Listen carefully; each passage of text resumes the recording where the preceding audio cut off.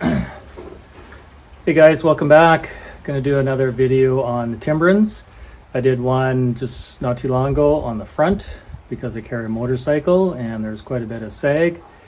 And now I'm gonna do a video on the back.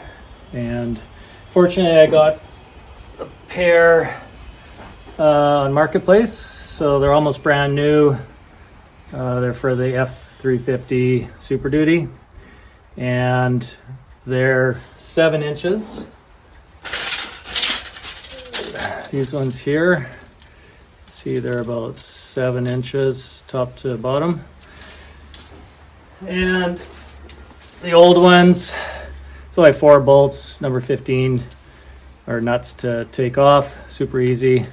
And this is 4 inches, so we're gonna gain about 3 inches. And I measured the truck and it's 7.5, so I should have about ½ inch clearance, so I'm not engaging them sooner, which will increase the stiffness of the ride.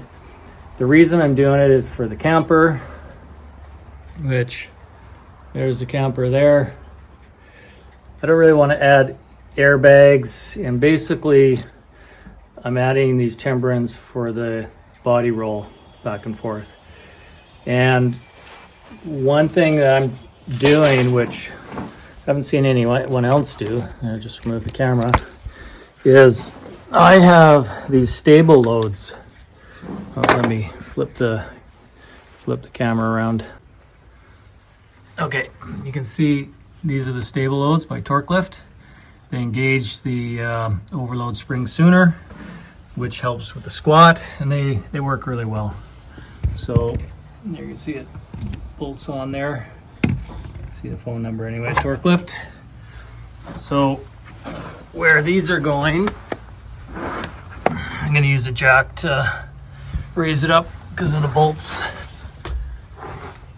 They're hang down, so I got to raise it up. Okay, so I need another set of hands. Need a helper. How am I going to get the light in there? Okay, so there it is, about 7.5, maybe 7 3/4. Say 7.5, and that'll give me a little bit of clearance. So hopefully keep the ride. But as soon as I add any weight, the Timbrens are going to help with the squat, which I am squatting even with the Stableloads. But I'm thinking that with those and these Timbrens, I'm going to get less squat. Okay guys, you can see, have it installed. Doesn't take long, but see the gap I have is only, I'd say, 1/4 inch. Yeah, I've got about a 1/4 inch gap. Not a lot, but that'll still allow for a nice smooth ride. Let's see if I can squeeze over to this other side.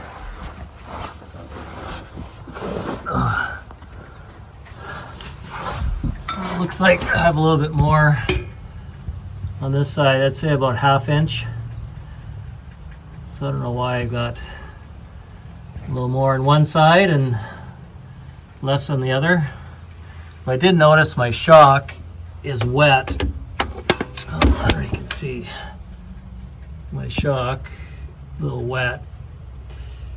That's on the side that I have more gap. So I don't know, maybe that's the next project, is to do shocks. If you like this video, give me a like, and look forward to the follow-up one in a few weeks on getting the camper loaded up.